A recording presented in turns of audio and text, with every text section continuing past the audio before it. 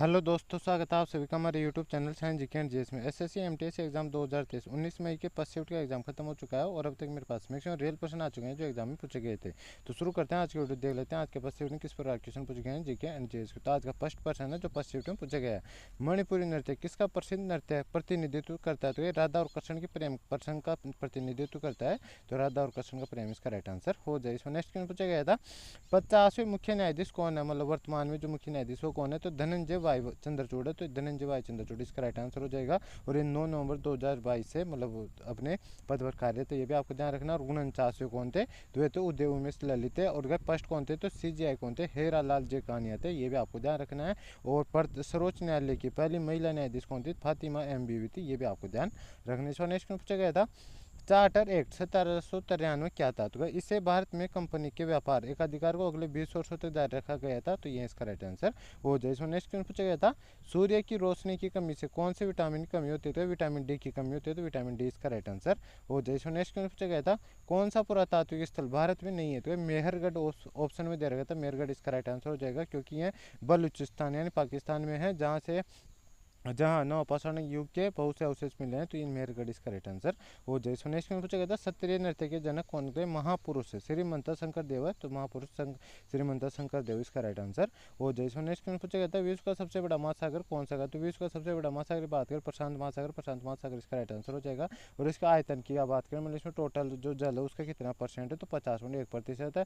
फिर फोर्थ मतलब second number पे आता है अंटार्कटिक महासागर। 5 महासागर का है टोटल, उनमें से फर्स्ट पे आता है प्रशांत, फिर सेकंड पे आता है अंटार्कटिक महासागर, फिर आता है हिंद महासागर, फिर आता है दक्षिण महासागर, दक्षिण सॉरी गाइस जी दक्षिण महासागर, और फिर आता है आर्कटिक महासागर। तो ये पांचों आपको ध्यान रखने। इसमें नेक्स्ट क्वेश्चन पूछा गया था, किस राज्य ऊटी में नगर निगम संशोधन अधिनियम 2022 द्वारा 3 नगर निगमों को विलय किया गया? तो दिल्ली में किया गया 22 में 2022 को। तो दिल्ली इसका राइट आंसर हो जाए। इसमें नेक्स्ट क्वेश्चन पूछा गया था, फ्लड ऑफ फायर पुस्तक के लेखक कौन है? तो अमिताव घोष है। तो अमिताव घोष इसका राइट आंसर हो जाए। सो नेक्स्ट पूछा गया था, मुरगांव बंदरगाह कहाँ पर है? तो गोवा में, गोवा इसका राइट आंसर हो जाएगा गाइज। और बंदरगाह की बात करें तो कांडला बंदरगाह गुजरात में, जवाहरलाल नेहरू बंदरगाह महाराष्ट्र में, मोरमुगांव ये गोवा में, मैंगलोर बंदरगाह कर्नाटक में, हल्दिया बंदरगाह पश्चिम बंगाल में है, पारादीप बंदरगाह ओडिशा में, तुतिकोरिन बंदरगाह तमिलनाडु में, और कोच्चि बंदरगाह केरला में। तो ये सभी बंदरगाह भी आपको ध्यान रखना। नेक्स्ट क्वेश्चन पूछा गया था, अजद अली खान किस वाद्य यंत्र के वादक है? तो गाय रुद्र वीणा के, रुद्र वीणा इसका राइट आंसर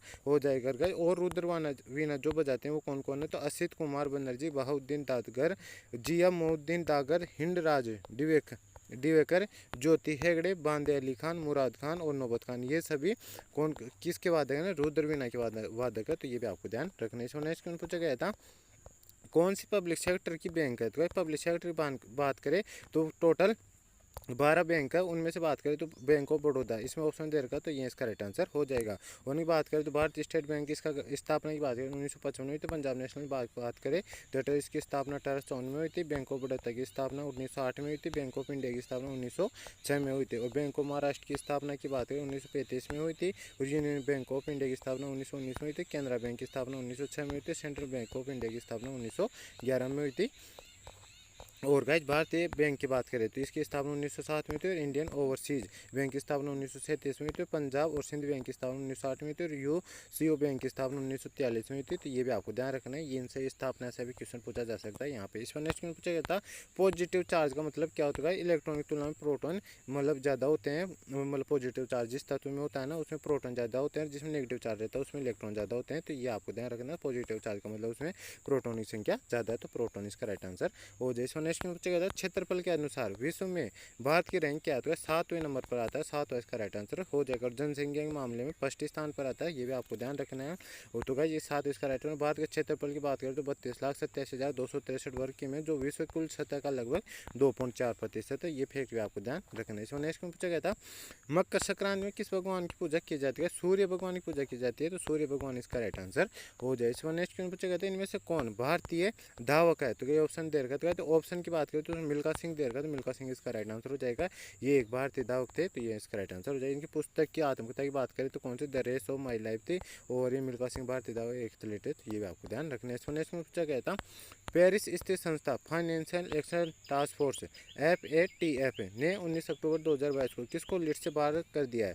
लिस्ट से बाहर कर दिया है, मतलब लिस्ट से पाकिस्तान को दिया बाहर, पाकिस्तान इसका राइट आंसर हो जाएगा। FATF वैश्विक मनी लॉन्ड्रिंग और आतंकवादी वित्त पोषण का निगरानी करता है, और FATF की स्थापना 1989 में G7 देशों की पेरिस में आयोजित बैठक में हुआ था, तो ये फैक्ट भी आपको ध्यान रखना है। इस पर नेक्स्ट पूछा गया था, अनुच्छेद 40 किससे संबंधित है? अनुच्छेद 40 ग्राम पंचायतों के संगठन से संबंधित है, और गाइस ये क्वेश्चन कल भी पूछा गया था, तो ये रिपीटेड क्वेश्चन है। तो गाइस काफ़ी क्वेश्चन रिपीट हो रहे हैं, तो इसलिए आपको एनालिसिस पूरा देखना है, क्योंकि गाइस एनालिसिस जो भी एग्जाम में देखे जा रहा है उनके कम से कम हर शिफ्ट में 4 से 5 क्वेश्चन सही हो रहे हैं, और उनके अलावा जो वो पढ़ के जा रहा है उनके अलावा। तो गाइस नेक्स्ट क्वेश्चन पूछा गया था, तथ्य उपभोक्ता कौन होता है? तो ये सांप आता है तथ्य उपभोक्ता में, तो सांप इसका राइट आंसर हो जाएगा। मतलब सबसे जो स्वयं पोषे रहते हैं पेड़ पौधे, वो प्रथम उपभोक्ता में आते हैं, द्वितीय उपभोक्ता, फिर पेड़ पौधे उनको जो मतलब जानवर रहते हैं वो आते हैं, और फिर जो मांसाहारी रहते हैं तथ्य उपभोक्ता में आते हैं, तो सांप इसका राइट आंसर हो जाए। इसमें नेक्स्ट क्वेश्चन पूछा गया था, 2021 मेजर ध्यानचंद अवार्ड विजेता कौन होगा? नीरज।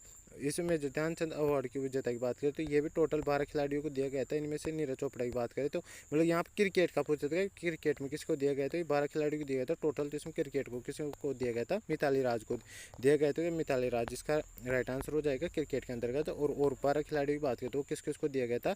तो नीरज चोपड़ा को दिया गया था भाला फेंक में, रवि कुमार को दिया गया था कुश्ती में, लवलीना बोरगोन को दिया गया था बॉक्सिंग में, PR सिरजेश को दिया गया था हॉकी में, अवनी लेखरा को दिया गया था पैरा शूटिंग में, और सुमित मित्तल को दिया गया था पैरा एथलेटिक्स में, प्रमोद भगत को दिया गया था पैरा बैडमिंटन में, कृष्णन नागर को दिया गया था पैरा बैडमिंटन में, और मनीष नरवाल को दिया गया था पैरा शूटिंग में, मिताली राज को दिया गया था जो पूछा गया था क्रिकेट में, सुनील छेत्री को दिया गया था फुटबॉल में, मनप्रीत सिंह को दिया गया था हॉकी में। तो गाइस ये सभी आपको ध्यान रखना है। इसमें नेक्स्ट में पूछा गया था, भारत में जनसंख्या विस्फोट की अवधि को किस अवधि के रूप में जाना जाता है? 1951 से 1981 की अवधि के रूप में जाना जाता है, ये इसका राइट आंसर हो जाएगा। 1901 से 1921 की अवधि को भारत की जनसंख्या के विकास के स्थिर चरण की अवधि के रूप में जाना जाता है, ये भी आपको ध्यान रखना है। और 1921 से 51 के दशकों को स्थिर जनसंख्या वृद्धि की अवधि के रूप में जाना जाता है, तो ये फैक्ट भी आपको ध्यान रखना है। और 1951 से 81 का दशकों को भारत में जनसंख्या विस्फोट की अवधि के रूप में जाना जाता है, तो ये इसका राइट आंसर हो जाए। इसमें नेक्स्ट पूछा गया था, साइमन कमीशन का क्या उद्देश्य है? संवैधानिक सुधार पर एक व्यापक अध्ययन करना था ताकि तत्काल शासन करने वाली सरकार को सिफारिश की जा सके। साइमन कमीशन 3 फरवरी 1928 साइमन कमीशन बम्बई पूछा था, तो ये फैक्ट आपको ध्यान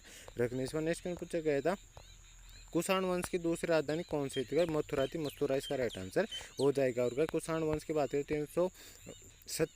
300 ईसा पूर्व से इसका 375 ईसा के मध्य इसका कुजुल कंडिफिसेस ने इसकी स्थापना की थी, तो ये फैक्ट आपको ध्यान रखना है। और गाइस कनिष्क कुषाण साम्राज्य का सबसे शक्तिशाली शासक था, उसने साम्राज्य की राजधानी पुरुषपुर कुषाण वंश की राजधानियों कुषाण वंश की जो प्रथम राजधानी वो कौन सी थी?